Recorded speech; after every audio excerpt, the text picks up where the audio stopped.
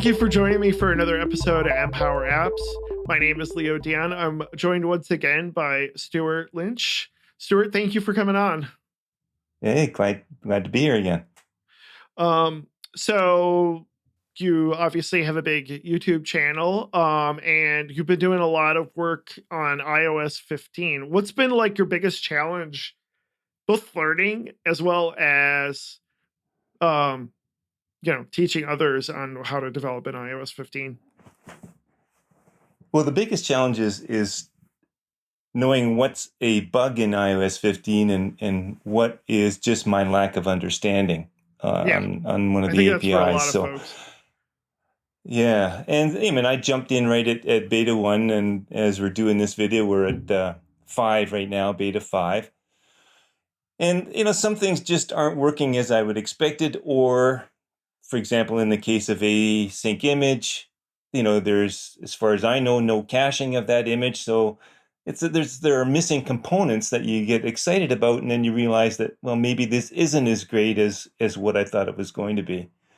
And, and other things as well, like the focus state, I think is great, but there are some deficiencies there as well. So have you used the focus state? Yeah, I have. Okay. And it's great because, I mean, I used to, use a UI application shared thing to set the first responder, right? Yeah. And the focus state is great, but boy, if for example, on a peer or a task, when your view launches, if you try and set the focus state, at least I haven't tried this in beta 5 yet, but up until beta 4, the focus state didn't get set. So you had to embed that setting of your focus state inside an async dispatch queue.async after to delay a slight time. Okay. And the same thing if you presented a modal sheet, you had to delay it in order to set that focus state. So it was the view was appearing before, or was appearing afterwards. So there was this delay that confused the hell out of me for a while. And so, now it seems to be working. But do you have iOS 15 on your primary device now? No, I don't. And that was that's the other thing is that I have it on my iPad, but not on my iPhone. Okay. So I'm running everything on the simulator at this point. So that also limits the kind of things that I want to show that sometimes require a device presentation, right?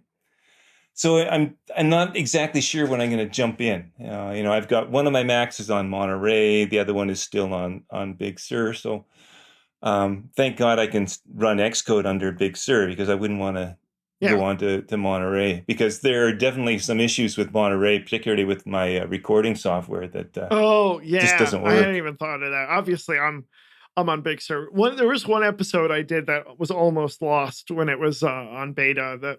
This was a couple of years ago. Luckily, I learned my lesson there. But I updated my phone this week to iOS 15, my primary phone. I had updated pretty much everything.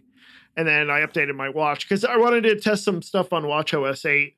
I have some watch apps. So so far so good, but I haven't really deep dived into a lot of the new iOS 15 features yet. If anything, I don't know, the one new thing I played around with recently was Doxy, which I really, really love. I had posted a whole site. I deep dived into RSS parsing and all that stuff. So I had to put out that library syndicate out for parsing RSS, and got a Doxy site out with Netlify, and another thing I learned new to try to figure out how it works and all that stuff, and GitHub Actions and all that stuff. So that I really enjoyed doing, but I haven't really played around with any of the new SwiftUI stuff. What's been Yeah, go ahead. No, the Doxy, that's basically only really usable in frameworks, isn't it? You can't use it. You can't sort of apply Doxy to. I mean, I was hoping that I'd be able to really build some nice documentation just for a full app. And you could refactor out part of the application as a framework, and then run Right. Doxy. I mean, that would be the way I Right. would go about it. I think that would make sense. Right. But like, there's also like the features with like building out tutorials. I haven't gotten into that yet, but you can build out whole Well, that's tutorials and why stuff I in was it. excited about that. Right. But I haven't, I haven't. I guess I'm waiting for somebody to do something on that. Provide tutorials that I can jump into and then You take it mean from like a there. meta So tutorial, a tutorial on building tutorials? yeah, sure, why not?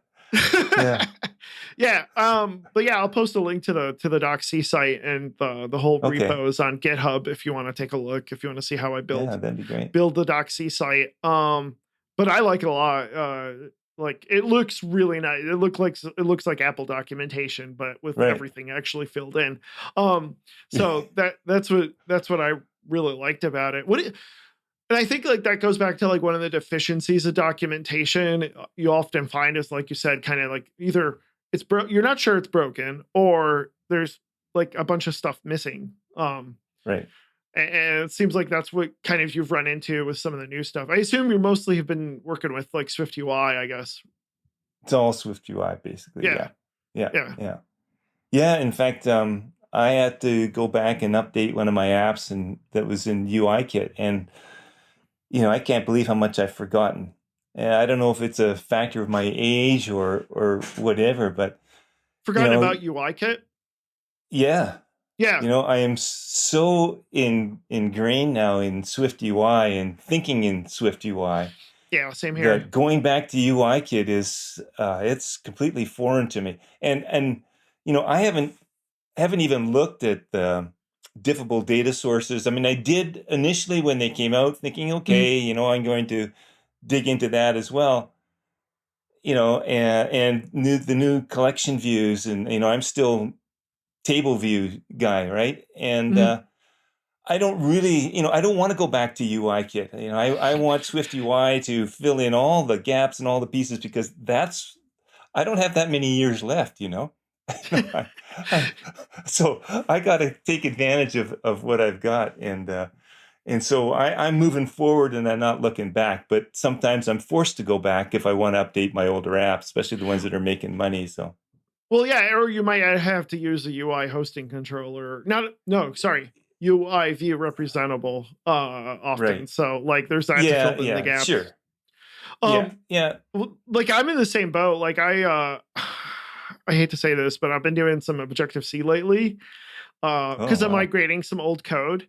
And like I'm actually doing some of that, and like being able to support old code at the same time. And like I've forgotten a lot of stuff about Objective-C, and it was like, oh right, you need a semicolon at the end of every line. Oh man, like I haven't done that in ages. But yeah, you like you said, like when you wrap your head around a certain mental model of how things work, and then you have to go back to the old way of doing it. It's like, yeah, you do. Even at my age, like trust me, I still forget like how to manage UI view controllers and do all that stuff. It's a pivot that you're not used to. Yeah. Well, the interesting thing now is that less and less now when I'm answering questions, people are back in UIKit. It more often than not now it's SwiftUI. So that's better. I don't have to ask the question, are you UIKit or SwiftUI? Oftentimes it's, well, what's UIKit? So shows you how far we've come. Yeah. Or, I mean, I don't want to be that. Unless it's a really big app, like obviously, like if it's my app, like I don't want to write a UIKit app, and it's not like anything against UIKit, but like I don't want to have to maintain that in 5 or 10 years, assuming that app is still active, right? But like I don't want to have to maintain old UIKit code. Like that's not something I enjoy doing. Like I'd rather work with SwiftUI by far. Like the previews, I think is one of the biggest advantages, and the ability to like just hook up data easily without having to manually do it with MVC. It's like such a big help. Like. Right. That to me is like the biggest selling point to starting any new app in SwiftUI. Certainly makes building sample projects easier. Yeah. You can just throw them together. The biggest challenge for me in SwiftUI, though, is the whole navigation scheme. Yeah. Particularly if you have an iPhone app that you want to perform well on an iPad. And, I'm used to in the UIKit of using split view controllers, and it just makes much more sense to me. Whereas this stacked navigation view with the 3 views that give you that triple navigation, it Yeah. doesn't you don't have as much control over it as Right. you do with the UIKit stuff. So, and I was always hoping that that's something that they're going to address, but nothing so far. So, I and I had know to some do people that, there was one app where I needed something like a page view controller, and they don't right? have like anything like that in SwiftUI. So I ended up using creating a UI view controller representable with a UI page view Yeah. controller, because there was no other Well, way I they could have, do it in SwiftUI. you do it with the tab view now with the paging tab view. Yeah, there's no like the little dots at the Oh, bottom. the little dots. Oh, I see. Yeah, Yeah. yeah, How did, yeah. There's a bunch of other stuff I couldn't do with the tab view, because that was yeah, yeah. right. Like that would have been the nice option, but no, I Yeah. didn't have that choice. Yeah. I know, Guy Rambo, he basically will build his navigation out in UIKit, and Okay, then and everything then else hook will it be up and Swift stuff. UI. That's actually a good idea in a lot of ways. I hadn't thought of Yeah. that. Yeah, Yeah, that makes because I have this one big app that I want to convert over to Swift UI, and that's what's holding me back right now is the whole navigation stuff. So maybe I should just take the navigation framework and bolt it on from there. yeah. Well, that's going back to the topic. Like one of the things that you find when you're learning something new is like its limit. You don't know its limitations, and that's like Right. to me the scariest thing is like if you're trying to use something, and then you find out you can't do it, and you like spent all this time learning all this stuff. Um, yeah, I don't know like a good way of like figuring out if you're going to learn a new API, whether that API has limitations. Like, because sometimes you, like you said, Yeah. like I said, you don't know what you don't know until you deep dive, and then you're like, oh, whoops, like this was a waste of my time. Yeah, but also oftentimes is that it's not going to do it the way that you want to be able to do it. But that doesn't necessarily mean that there is not another way to accomplish exactly the same thing. Yeah, So, that's you true. really do have to keep an open mind with respect to that, right? And God, I mean, I spend at least the first hour of my day every day going through the people that I follow on Twitter and going through blog posts, and I use a bookmark manager called Raindrop. raindrop.io. Yeah, Yeah. Okay. raindrop.io. And everything gets categorized in terms of, what is it? It's a Swift UI, and is it an iOS 15 thing, or is it, dispatch queue type stuff, or concurrency, whatever the topics are.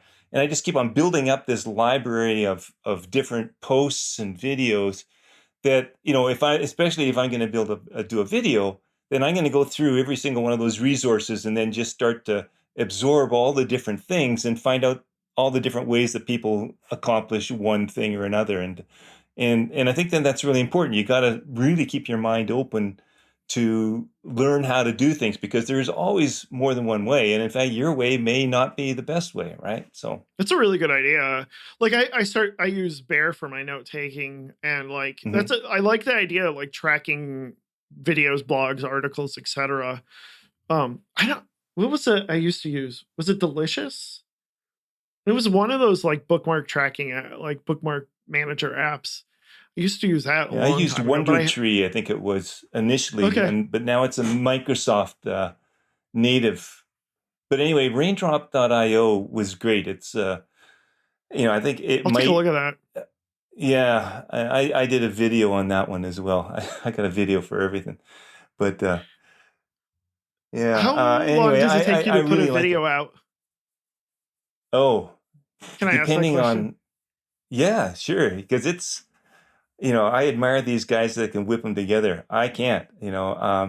It'll generally take me at least 3 days to do a single video.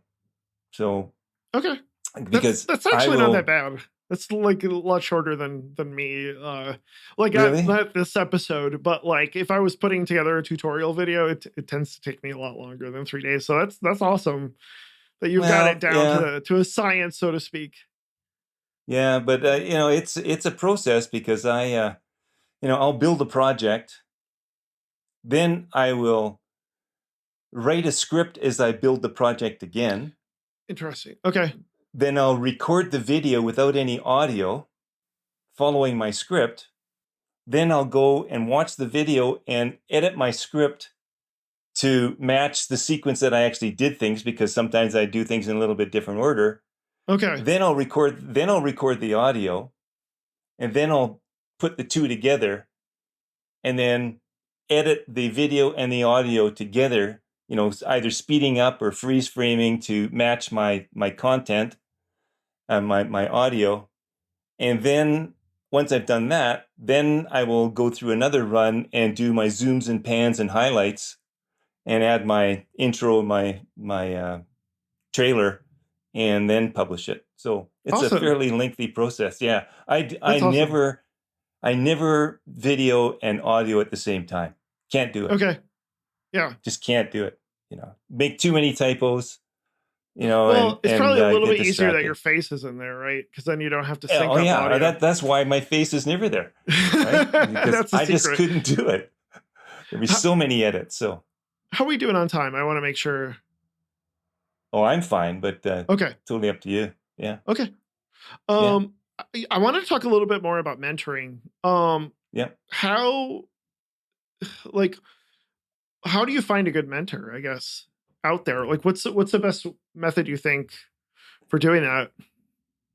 Well, first of all, don't be afraid to ask, because I think that's one of the biggest things that particularly new people are, is that they're afraid to ask questions because they don't know what they don't know. And I think this is one of the real pluses of the iOS community, is that, boy, I mean, it's just fantastic. I mean, you've got some really high profile people that are willing to give their time to help you out to get to where you want to go. And people are picking up mentees just because that they want to, if that person shows an interest. So if you're going to ask a question from somebody, and I took offense to one young fellow that asked me a whole number of questions, and I went through a fair amount of time sort of going through his project, fixing the project up for him, documenting what I had done, because I want to make sure that he understands what he's done, fire it back to them, and don't hear back from him. So a week later, I messaged him and saying, "Look, did you get what I sent you? Because you never know if things get lost in the ether or whatever." He says, "Oh yeah, it worked great." And so, using pulling the age card, I says, "Look, it's, proper for you to appreciate somebody. I'm not asking for anything, just acknowledgement that it helped you and that it was done." But so that to me is really important. If anybody helps you, thank them and give them credit if you're going to use what they help you with. That's the least that you can do. And I think if you do that, then you're more likely to get more feedback from that person or others as well, because you just sort of Yeah. build that. I'm just wondering if this person like just wanted the code to like work and they didn't even care to Oh learn. yeah. Well, That's what I'd be this is afraid of in those situations. It's just yeah, like, I know. Stewart, do the work for me. I don't want to do it. Like, Yeah, I yeah, don't care true to enough. learn. Yeah, I actually, that was interesting. I did a series, well over a year ago, on authenticating with Apple using on Firebase. Okay. Okay. And it was a 6 or 7 part series. And at that point, I wasn't putting my finished source code up on GitHub. Now, all of my projects, you can get the completed code on my repository on GitHub. But at that point, I hadn't been. But it was step by step. Work your way through it. Just follow what I'm doing, and you'll get through it. And then I get this message from this guy saying, "Oh, you didn't can I get the finished code? And I says, well, I haven't really done that because it's got my, my info dot, key in there for that Firebase requires. And I have to pull that out and fin it to you. And then he comes back, he says, oh, you're just full of yourself. And that affects me. You know what that's called? It does, Becky, what is it? Choosy beggars. Choosy beggars. Yeah, It's like, you're being so nice to them, and it's like, well, you didn't do this exact thing. They feel like they can get away with it. I don't take criticism kindly, and I guess that's why I was such a terrible vice principal in a high school. Because you can't please everybody when you're a vice principal, right? You got students, teachers, and parents who all think that they're in the right, and everybody expects you to support them, right? So, go ahead. What are like some good places to ask exactly? Like, what do you find are some of the best communities for getting answers? Well, depending on where you're at, and I know a lot of people don't like Facebook, but there are a number of Facebook groups, particularly ones like, for example, Code with Chris. And he's on are there? you familiar with? Yeah. He has a Facebook group. Nice. And he has a number of people now. I think you had Michaela Karen on your show not too long ago, right? Yep. She's one of the moderators of that group now. I think that's kind of one of the places where she started, because she hasn't been at this for all that long. Okay. And she kind of was in there. So now she's one of the moderators of that group that answers questions from other people. And so I think he's got a number of people that are like that. And I'm always wary about posting my video tutorials on groups that are like Chris's, because that could be seen as me trying to capitalize on his popularity or whatever, because that's what his business is. And but before that, I was always answering questions there as well. And that's where I've made some connections with people that I've been mentoring, is through that particular group. And now Chris says, no problem, I can post my videos, because they're just enhancing what he's doing anyway. I'm not trying to sell a course or anything. But there are, I think I do 5 different groups. I'll post on Reddit, although Reddit, not so much. I don't get a lot of feedback on Reddit. Reddit has too much of the actually crowd, I think. Absolutely. Oh yeah, that more than anywhere, it's Reddit that I get that. But there is, like, I'll actually say Reddit does have good content. But as far as asking a question, I kind of agree. It's not really built for it. No. But like, as far as posting a video, like, I do think it's a good place. I think you mentioned Karen. Karen posts on there quite a bit, and a few other folks I know. Yeah. And believe it or not, LinkedIn, which kind of surprised me. Oh, I've heard that a lot from folks. Yeah. Yeah, my second largest following is in India. So, and that kind of surprised me. But I have a lot of followers that are in many almost third world countries. Not that India is a third world country. And that kind of surprises me. People that are, underprivileged somewhat, yet they're following my videos and they're asking me questions. I think we don't realize that there's a huge developer crowd outside of the Euro Anglospheres, maybe I can put it, or like parts of Asia, And I think there's a lot of Africa aspiring too. developers who want to learn, like, especially in India. And India is huge, but I mean, they got this huge community anyway, right? Yeah. I mean, but in Africa, I've got people following me in Africa, and it's interesting. Their whole, the respect that they give me. I've been called uncle, and I says, that's uncle, awesome. What is that? Well, that's a sign of respect. Okay, they can call me uncle, but you should change your channel name. Learn Swift with Uncle Stewart. I love it. Yeah, or sir, I get that all the time, and sir, so it's totally different from some of the hey dudes that you get from the North American. Hey dude, crowd, fix my code. Yeah, exactly. I mean, so they're much more appreciative. But anyway, so if somebody wants my help, then if you show me some respect and appreciate what I do, I will continue to help you. Yeah. But if you Yeah, just be take my code appreciative and run, for certain. I yeah, think that helps a absolutely, yeah, lot, as yeah, opposed to like, you know, like I said, choosy beggars, or kind of like people who yeah, just sometimes when people don't pay much for the content, they can be more rude than if they did pay for the content. You know what I mean? I right, feel like that right, can happen sometimes. yeah, Um, the thing I've found helpful is finding, if you have a specific question about a specific API, you'd be surprised that there are specific forums for that on the web. Whether that's like the Swift forums. Swift forums is actually really good. I like that. Or Slack and Discord. Like I've got a lot of help with Slack and Discord groups, and channels or workspaces, whatever, yeah, on a lot of stuff. I find those communities to be really, really helpful when I have a question about something. yeah. See, I hate Slack, to be honest with you. And the Why? reason is, well, the reason is that the company that I worked for 7 years, was a groupware product that I'm sure you've probably never heard of it, but they were big in education. Okay. And they were the first to develop this whole threaded message Okay. technology in terms of messaging and keeping things out of email and limiting it to what they called conferences.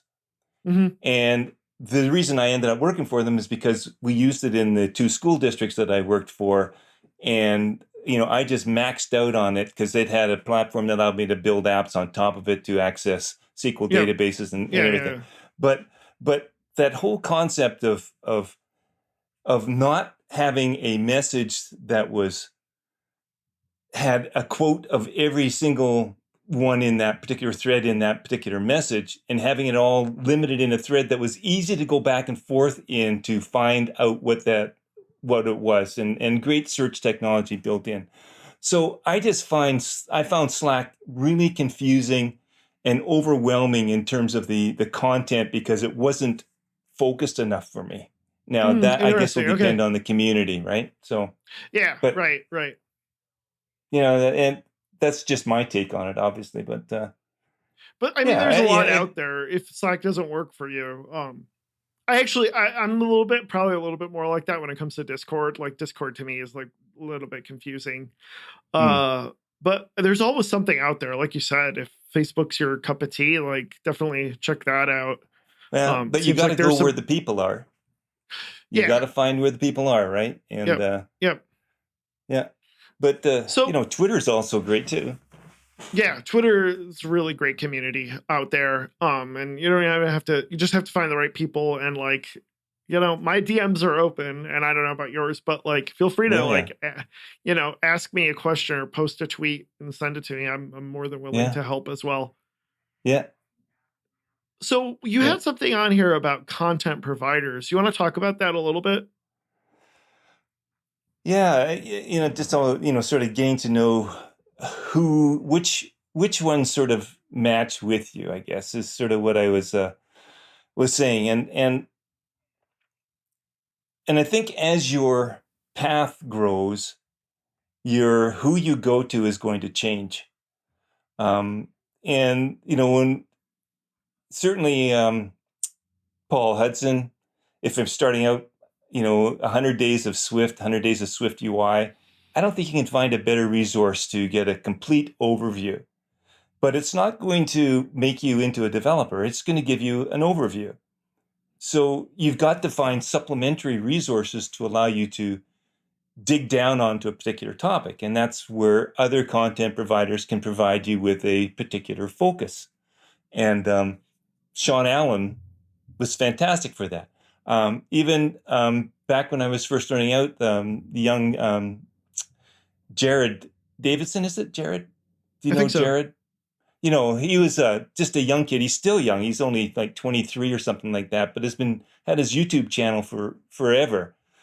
You know, providing a lot of content on particular topics. Different approach from me, but lots of good stuff. Sean probably was the closest kind of content provider to me than anybody, mainly because where he's coming from. He doesn't come from a IT background. He's more mature, comes at it, and the way he approaches things are more of a well-rounded explanation of things. And so for me, when I was first starting out, watching Paul's content, I thought was really good.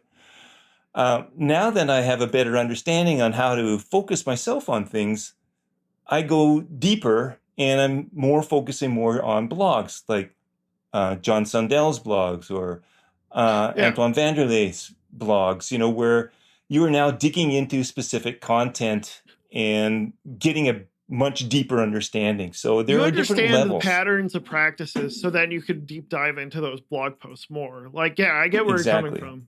Yeah. So yeah, it's you really do have to understand what your goal is, and I think just the whole progression is you start on a particular person and learn the fundamentals, then find somebody who's going to offer you a well-rounded course, and I think Sean does a fabulous job on that. He's got a couple of full courses where he doesn't, I subscribed to his last one on CloudKit because I wasn't all that sure and confident with CloudKit and synchronizing, and I wanted to get an overview. Well, I watched that at like 1.5 speed, and then as he's developing things, and there I made a big mistake is that as I'm partway through, he's just throwing all the code in, saying that he's going to reorganize it later into an MVVM pattern, whereas he's got everything in his view. Well, I decided that I'm going to do that right now, but I'm going to do it my way. And by the time I get to him, I'm on a completely different track. So now I'm no longer following Sean, and sometimes things aren't working. But anyway, if you follow along, he's really, really good at that. And another one is Brian Vong, and Let's Build That App, where you can take an app from zero, no starter projects, let's build it from zero, and let's go down and complete that app and not miss out anything. And those are I think is, you go from an overview, drill down on specific topics, and then take a look at content that offers you the full meal deal in a single app, not multiple apps, one app. And then the other content that I really like is stuff that does a complete overview on one particular API. And Muhammad Azam Sharp, he does that. He'll take a concept like async concurrency, and he'll grab material from a number of different people and then present it in video form and work through it completely. And that sort of gives you a complete overview of something that you can now start to apply to your own. So it's a real progression as far as I'm concerned in sort of starting overview, drilling down, getting a more full meal deal, and then going back again and focusing on a particular API.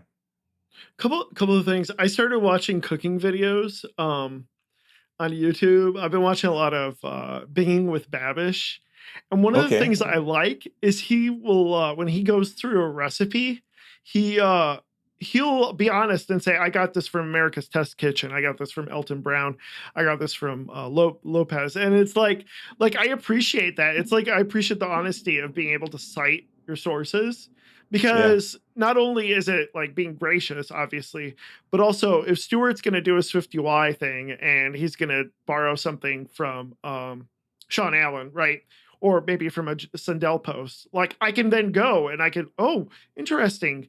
Sundell like talked a little bit more about how to do pull to refresh. I can now deep dive into that. And like, it's that part too. It helps those of us to learn to like want to deep dive into this particular thing that you showed off or somebody else showed off.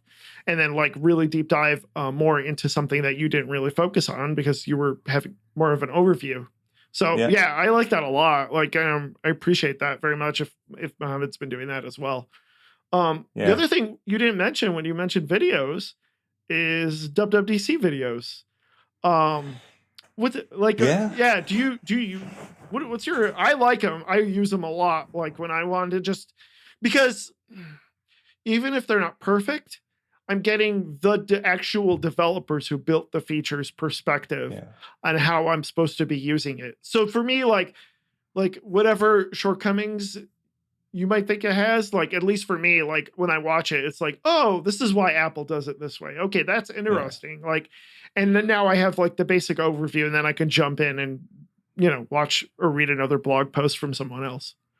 Yeah, this year for me was really big watching the WWDC videos. Maybe just because of where I'm at. So I was able to get far more from them now than I think that I have ever been able to in the past. Okay. Because I think that they make some assumptions. I think that probably the more experienced people get way more out of the WWDC videos. Yeah. That makes sense. That makes sense. So yeah, this year was great because I really focused on the iOS 15 features. The downside is that you don't know. First of all, they're showing you stuff that is maybe one version later than, or two versions later than the first beta. Yeah, that's true. And then by the time you hit the fifth beta, that's changed. So the video is no longer using the same syntax, right? So that could be things true. do change. Yeah. But I've found that the Apple documentation has been getting way better recently. Yeah. So things are really stepping up right there. But yeah. But anything else you wanted to talk about before we close out? Yeah, I think probably more than anything else, the best way to become better at anything is to teach it.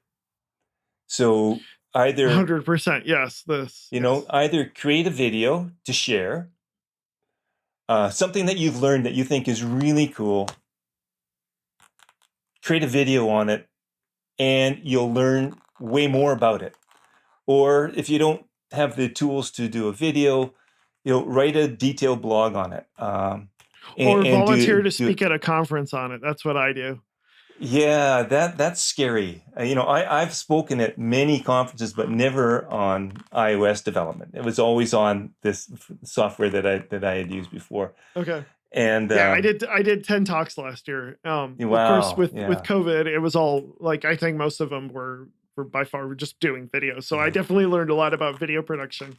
But like that to me, like you said, like it forces me to learn something and learn something new. So yeah. Well, I mean, like when I said, when I put together a sample project for a video that I'm going to work on, and then I'll write the script as I'm building it. Well, the second time I build the app, I've changed what my original was because I've realized in the middle of it that this would be a more efficient way to do this.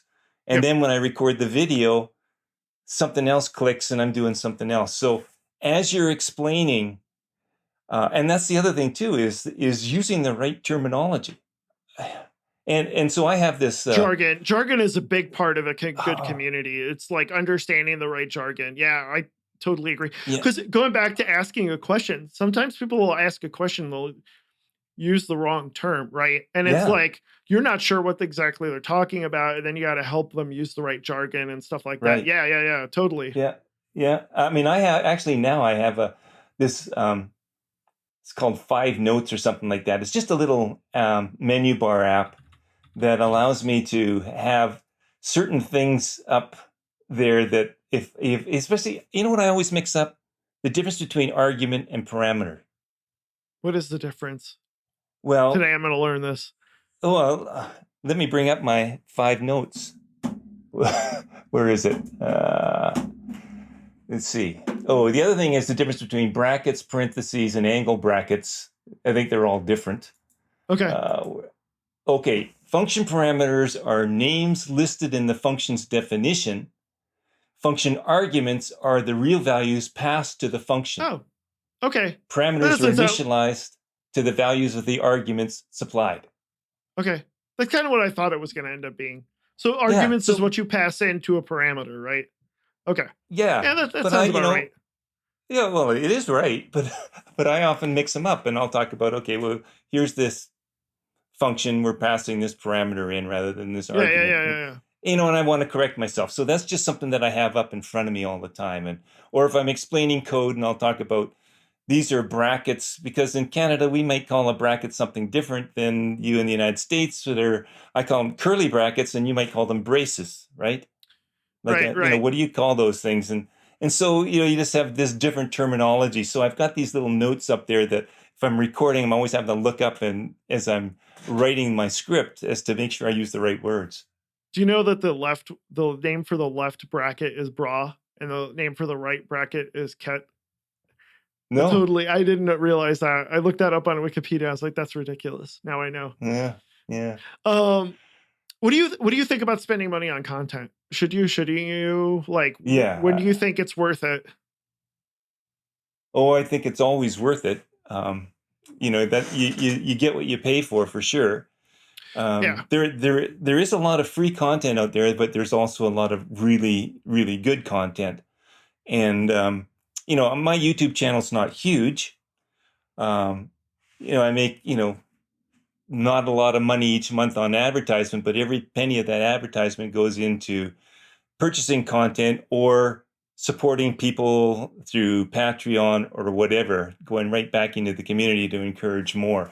So, most of us do this not because we're trying to make money, but it is nice to get some money out of the deal as well, right? So, and the money makes it sustainable. I mean, that's the important thing. Yeah, and it's starting to allow me to upgrade my technology. Be able to get things just to make it easier for me to continue to do what I'm doing, because I got a pension, so I'm not in it for the money, right? I'm in it because I want to keep myself fresh, as you say, right?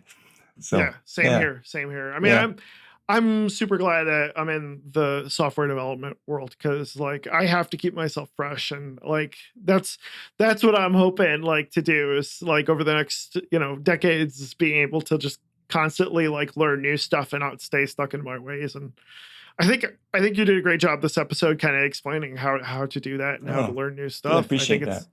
I think this has been an awesome set of good episodes. So thank you so much, Stewart, for coming on. Well, my pleasure. Really enjoyed it. Thank you. Where can people find you online? They can find me on Twitter at Stewart Lynch, StewartLynch, and YouTube, same thing, YouTube /Stewart Lynch. That's where I'm most active. I have a website, Createx Solutions. I'll give you the link. I don't want to read it out. Nobody will remember it. It's okay. But and that sort of gives you can take a look at what apps I've built in case you're interested. And it also has links to all my videos. And I actually have a Notion page that lists all I just saw that today. That's awesome. Yeah. Yeah. So it lists, there's 144 listings on there, of which I guess about 136 of them or so are videos that are currently published, and the rest are ones that are either done or in the can waiting to be published. Because I only release one a week. I have to stay current, If I released all my videos all at once, I'd have nothing. I'd be, nothing to have for a couple of weeks. So I try and limit what I release. Keeps me current. I totally understand as somebody who publishes a podcast. So yeah, right. I get it. Yeah. Well, thank you again for coming on. People can find me on Twitter at LeoGDN. My company is Bright Digit. If you can post a review on wherever you're listening, I'm not going to list all the providers because it keeps getting longer every week. Or if you're on YouTube, like and subscribe. If you have any questions, feel free to hit me up on Twitter. Thank you for joining me for this show, and we look forward to talking to you again. Bye, everyone. Bye.